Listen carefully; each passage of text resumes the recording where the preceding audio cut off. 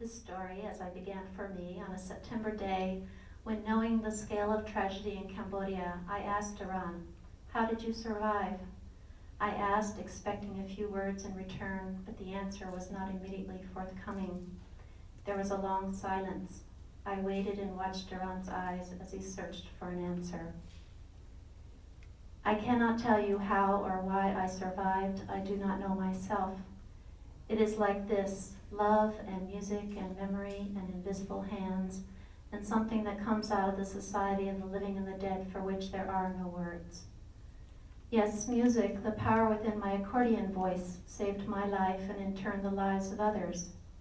How can I explain this to you? It is strange, this power beyond myself that made itself known to me when I was only a child. This thing with the ability to touch every human being came through music and through myself. It came through my parents, through strangers, and in the end, through those who sought to kill me and could not."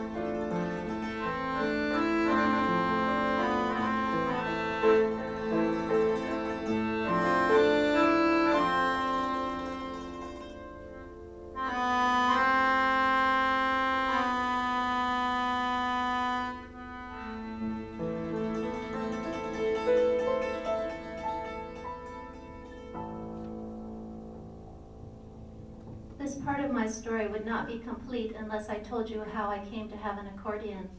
And if you want to know how I survived the Holocaust of Pol Pot, that too relates to my accordion. This is how it happened that I received an instrument that was to save my life.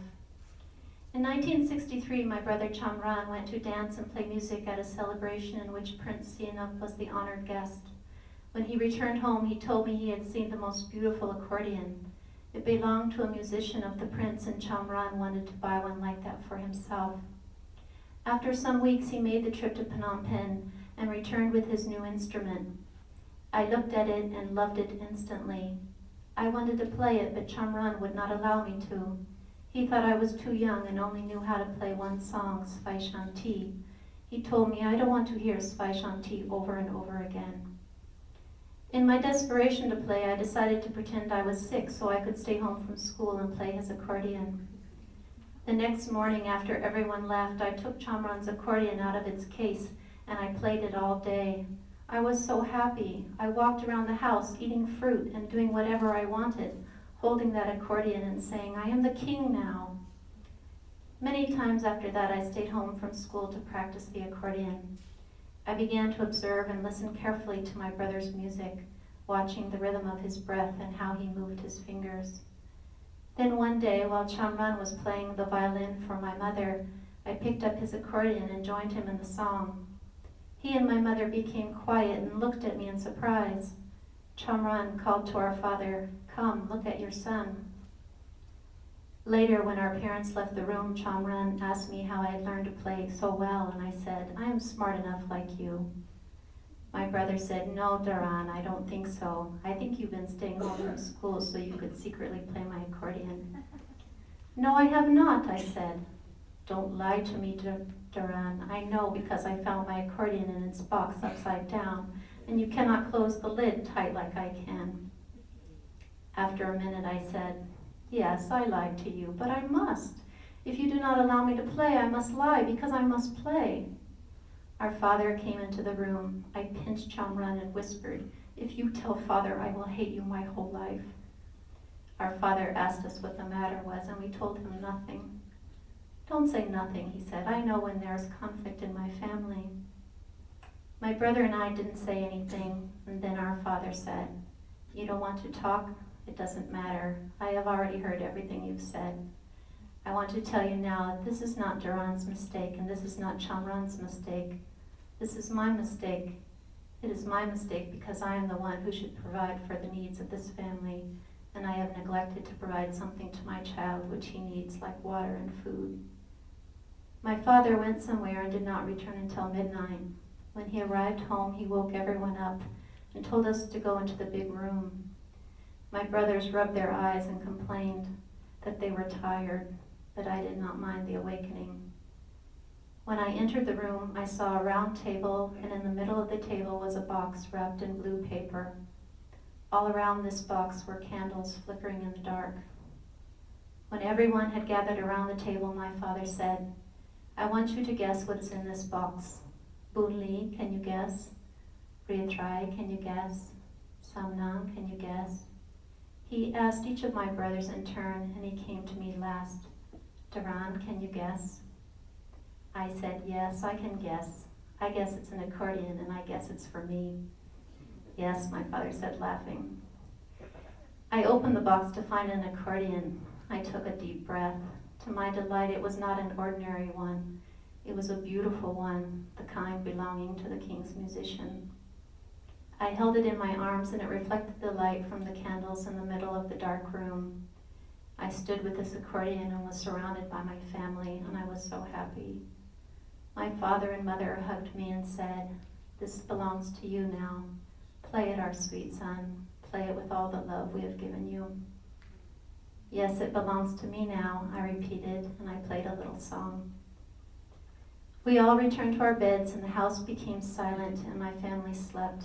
But I lay awake in bed with my accordion for a long while, playing every song I knew. Near dawn, I closed my eyes. As I fell asleep, I was filled with the kind of peace that no amount of misfortune or suffering could destroy. And that was good, because there was much misfortune and suffering to come.